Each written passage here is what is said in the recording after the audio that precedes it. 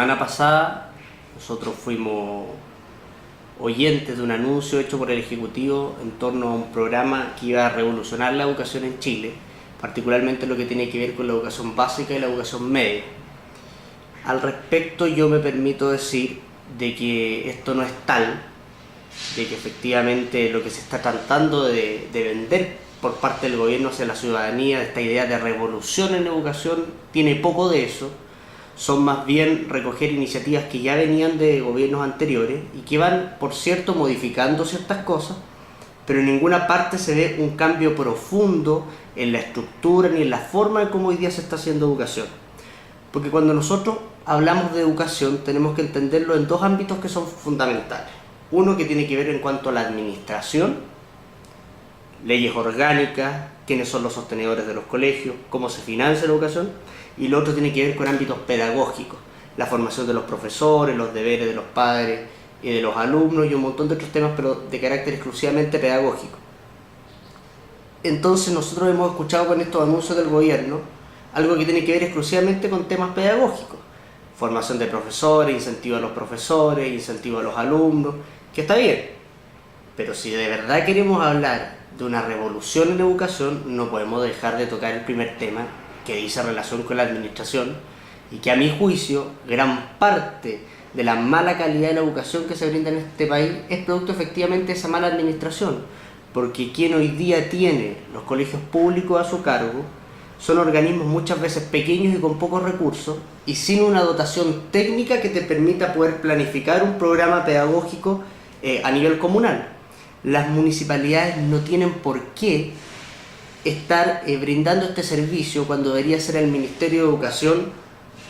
en términos centrales, pero a su vez a través de corporaciones regionales que vayan tomando la realidad y que esto no se vuelva un centralismo en torno al tema de educación, pero sí que el Ministerio de Educación tenga control sobre lo que se está impartiendo en los colegios y no tengamos estas dualidades de competencia entre, por una parte, las municipalidades que se excusan y por otra que se excusa el Ministerio de Educación porque no sabemos qué le corresponde bien a cada uno. Eso hay que delimitarlo. Nosotros como Juventud Socialista muchas veces hemos ratificado que somos partidarios que hay que terminar con el sistema municipal. El sistema municipal, lo único que ha mostrado la educación pública en Chile son fracasos. O sea, nadie puede decir que el sistema municipal ha sido exitoso y no lo ha sido tampoco en ninguna parte del mundo. Entonces, cuando hablemos de educación, no nos engañemos, tenemos que hablar de esta parte que es en términos administrativos y de la otra parte que es pedagógica. Ahora, si queremos verdaderamente plantear una revolución en la educación, que es a mi juicio lo que requiere necesariamente este país, tenemos que pensar entonces también en construir una propuesta país, y eso dice relación con hablar con los padres, los apoderados, los estudiantes, los profesores, los codocentes, todos los que son parte de la comunidad educativa. No se trata, y eso también ha sido un error que han cometido los diversos actores sociales, de ir a defender los intereses que tiene cada uno, que tienen los estudiantes, que tienen los profesores, que tienen los padres. Se trata que en pro de nosotros poder trabajar por un proyecto de mejor educación, cada uno va a tener que hacer sacrificio en torno a esto. O sea,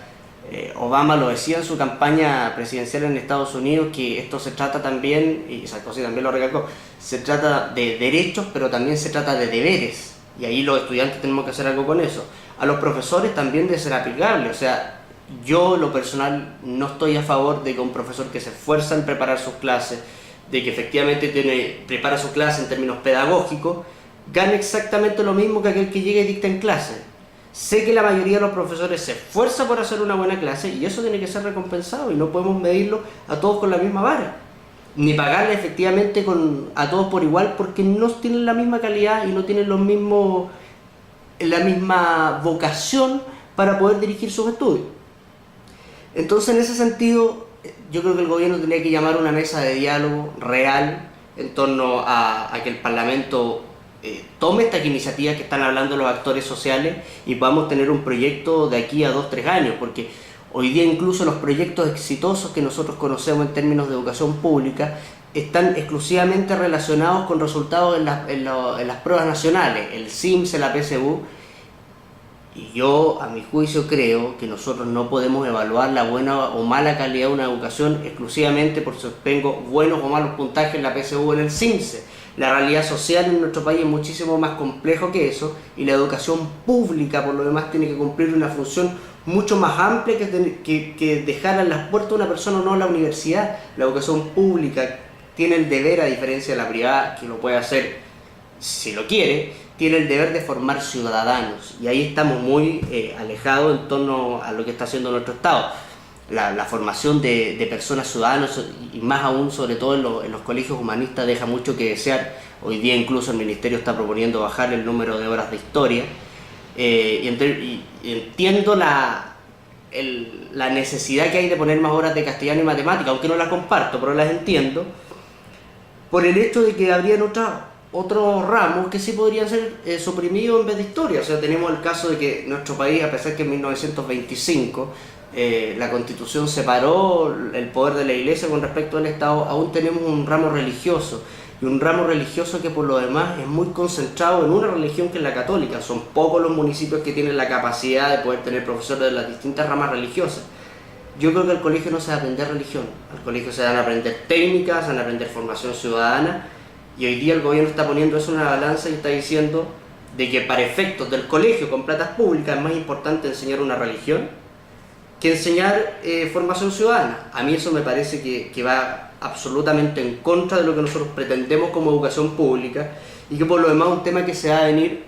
muy presente por el hecho de que estamos hablando que estamos al borde de que nos ingresen alrededor de 4 millones de personas al padrón electoral con la inscripción automática de voto voluntario, y de esos 3 millones van a ser jóvenes.